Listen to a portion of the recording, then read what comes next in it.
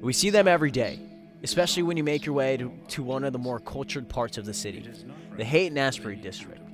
During the 1960s, there was a major revolution there based on music, the sex, the drugs, and the hippies. It was something that was very similar to what it is today. It's a choice that people, they just make. It's a lifestyle. I got to meet some of them this past weekend, and this story is called Lost.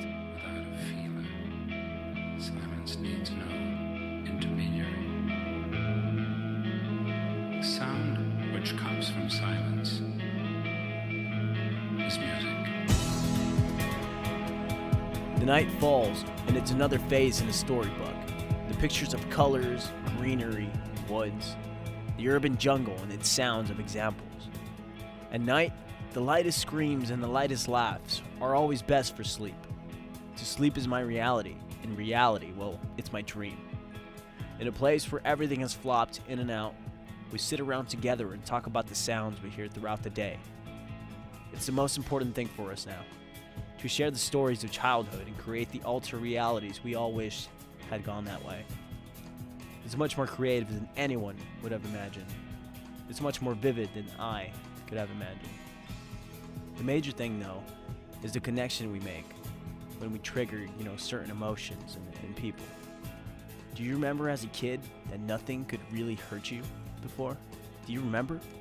Do you remember the simplicity of chocolate milk and Cheetos? Now we eat out of boxes, walk because we can't sit no more. Do you remember the car rides? My dog and the leash, the blue leash with the spots. But now my dog just follows me. It's like it's on a mission with no ending. Do you remember the sick days and the rainy days and recess was held indoors? I'd never hear the bells ring. Not even math or science, none of that. It just doesn't make sense to me now. I remember just thinking, it was time to get separated from the pack and my wardens, from the lines and the boxes. As a kid, I was a skid, and everyone just passed me by, one place at a time. So I stood there and watched them, my sneakers and I, until the time where I wondered if I were to walk away, instead of wondering why, where would time take me? Where would my story begin? Well, it's here, my paradise, my friends and my family, the truth of accepting who I finally was. This was my reality, and to be honest, it's the best that I could ever be. I wouldn't want to choose anything else. My nights, the cold, the ocean, the breeze, the sand, the grass, the cool fog that flows over the greenery in the morning. Something about waking up with my family and my friends. These are the people who are like-minded individuals just like myself. We hear the sounds and we create the noises. We walk around with our guitars and create the music. We are the people of San Francisco that live in the streets, that live in the grassland, that live in the urban forest.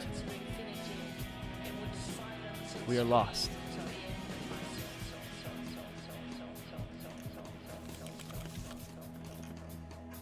I remember a man told me once, I have the greatest job in the world. And I never understood what he actually meant by that until I really thought about it and figured it out years later. It wasn't the job choice or the pay or the fears and excitement that came with being a fireman. It was just the reality of doing something that he absolutely loved. To wake up and be true to himself with no one to question his motives. The important thing to remember here is that we have to learn to let go. Because in order to grow from what you are now, we have to let our skin grow. And in order for that to happen, you have to accept who you are. Thank you for joining me. This has been Travels of a Scriptorium on Urban Nights Radio. And I'm your host, Edgar Zlea, and good night.